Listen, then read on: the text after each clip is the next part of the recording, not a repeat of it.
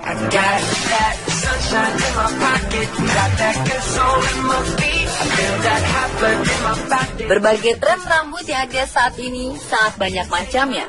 Namun itu semua bisa diaplikasikan pada wajah seseorang sesuai bentuk wajah dan pribadinya. Walau banyak juga yang hanya sekedar mengikuti zaman tanpa peduli cocok atau tidaknya. Bagi Anda para pria, berbagai macam model potongan rambut pun bisa Anda jadikan inspirasi. Begitu juga para wanita, mencari model rambut terbaru tidaklah sulit.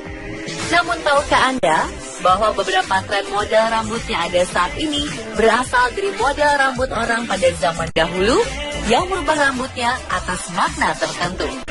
Berikut kisah dibalik model rambut suku-suku di dunia.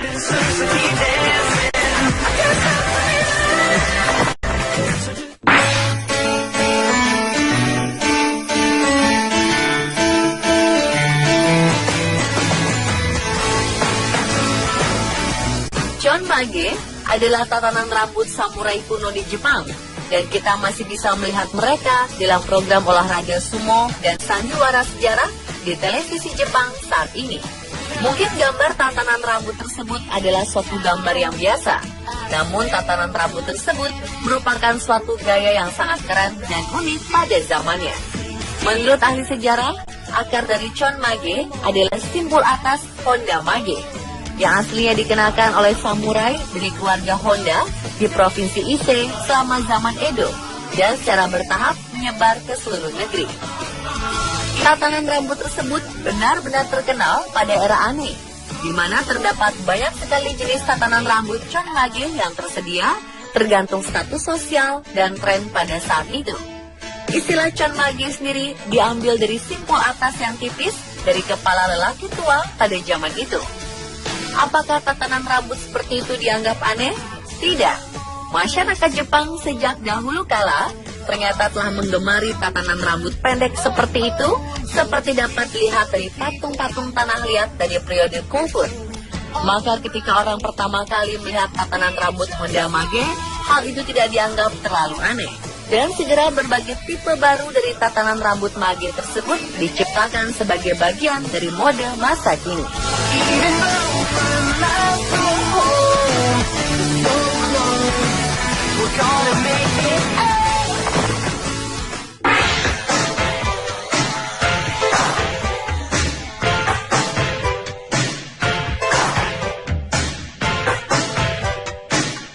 Isu yang paling banyak dipercaya adalah bahwa gaya rambut botak kiri dan kanan tersisa di tengah awalnya diperkenalkan oleh suku Mohichan dan Mohawk di dataran Amerika Utara. Saat hendak bertempur ke medan perang, para lelaki suku tersebut beramai-ramai mencukur habis bagian kiri dan kanan rambut mereka, lalu menyisakan rambut di bagian tengahnya saja. Di zaman modern, tepatnya masa Perang Dunia Kedua, anggota 101st Airborne Division atau Screaming Eagles mengikuti paham itu. Seluruh anggota pasukan membotaki bagian rambut kiri dan kanan dan membiarkan bagian tengahnya. Berikutnya, pada 1976, salah satu karakter di film Taxi, Travis Bickle, diperankan oleh Robert De Niro, tampak bergaya model rambut mohawk. Sebagian orang kemudian beranggapan bahwa skena punk rock sejatinya terinspirasi oleh Travis. Dan belakangan mengimprovisasinya sampai-sampai mohawk akhirnya malah jadi identik dengan musik punk.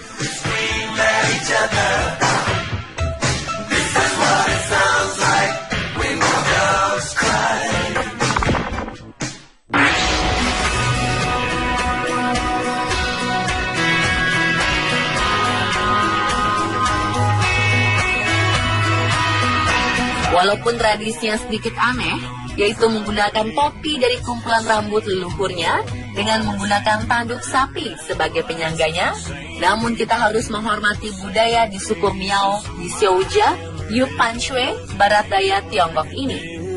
Ya, mengingat di zaman sekarang ini sudah banyak perubahan, terutama perkembangan teknologi yang semakin pesat. Namun masih ada di belahan dunia yang tetap memegang teguh budaya Miao. Wig dari kumpulan rambut leluhur itu dulunya digunakan oleh semua orang di sana. Namun sekarang ini hanya digunakan oleh kaum wanitanya saja. yaitu digunakan hanya untuk acara-acara tertentu seperti pernikahan dan festival.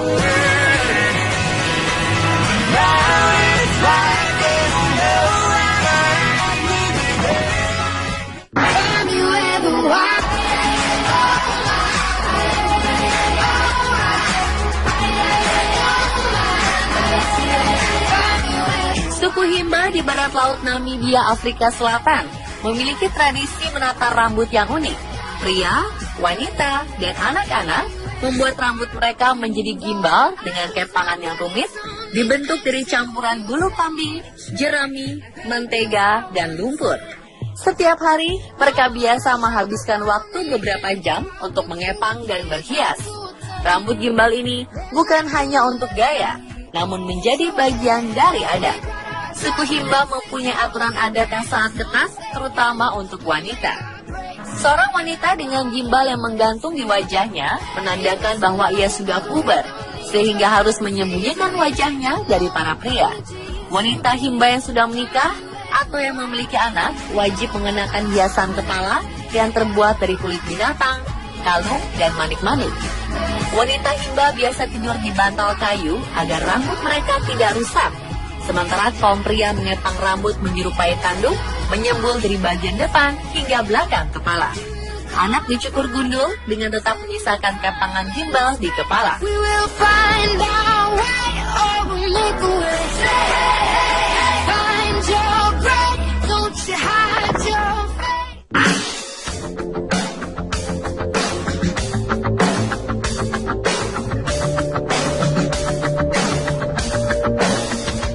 Bangsa Mansu adalah keluarga keturunan bangsa Jurchen yang bertempat tinggal di Manchuria. Pada awal abad 17, mereka berhasil membentuk pemerintahan di bawah pimpinan Nurhaci. Sedangkan yang dianggap sebagai kaisar pertama dari dinasti Manchu ialah cucu Nurhaci, yakni Sun Chi, 1644 hingga 1662 Masehi. Tugas utama Sun Chi ialah memperkuat kerajaan karena masih terdapat sisa-sisa keluarga dinasti Ming, serta munculnya pemberontakan di bawah pimpinan Wu Sangkui dan Li Suchang. Namun kemudian pemberontakan tersebut akhirnya terpecah. Li Suchang menggabungkan diri dengan bangsa Manchu, sedangkan Wu Sangkui bergabung dengan sisa-sisa keluarga Ming yang bertahan di Hanzhou, Canton, dan Fuzhou, walau akhirnya berhasil dihancurkan. Salah satu usaha yang dilakukan adalah Sun Chi dalam upaya memperkuat kekuasaan adalah tiap-tiap orang Tionghoa harus berkucir sebagai tanda takluk dan untuk membedakan dengan bangsa Manchu. Penampilan pria di masa itu adalah dengan kucir panjang dan bagian depan kepala dicukur klimis. Ini dimaksudkan untuk menghormati kuda yang merupakan teman sejati suku Mansu.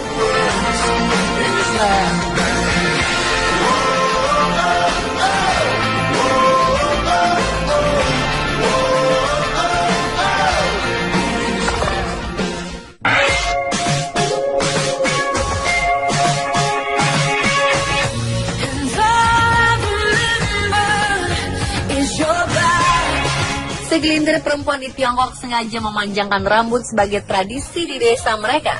Sebuah kelompok etnis Yao yang berada di provinsi Guangxi, Tiongkok, dihuni oleh banyak perempuan yang memiliki rambut yang sangat panjang. Para perempuan ini biasanya identik dengan blond bordir merah muda dan rambut panjangnya. Desa ini bahkan telah diakui Guinness World Records sebagai desa dengan rambut terpanjang di dunia. Para perempuan di desa ini memang hanya memotong rambut satu kali dalam hidupnya, dan biasanya dilakukan sebelum mereka menikah. Suku Yao sudah ada sejak 2000 tahun lalu dan terdiri dari 600 orang serta 78 keluarga.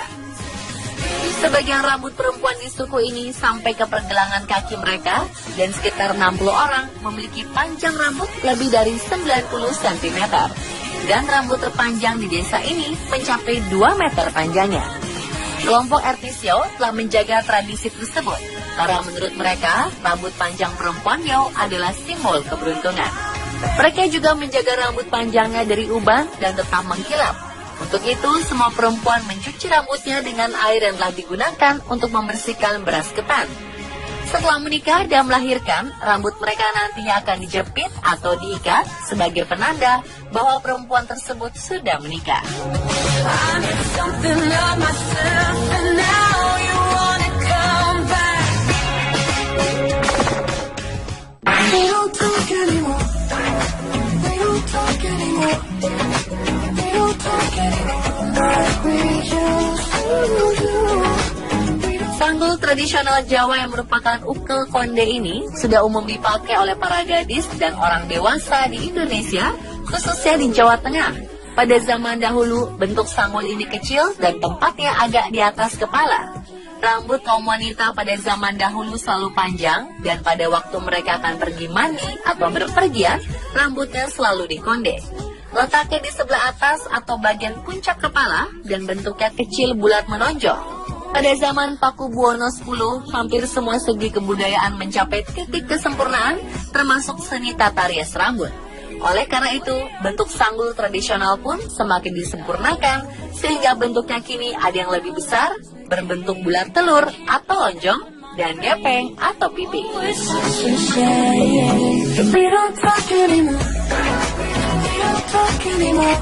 Dan pemirsa, itulah 7 kisah di balik model rambut suku di dunia versi On The Spot. We don't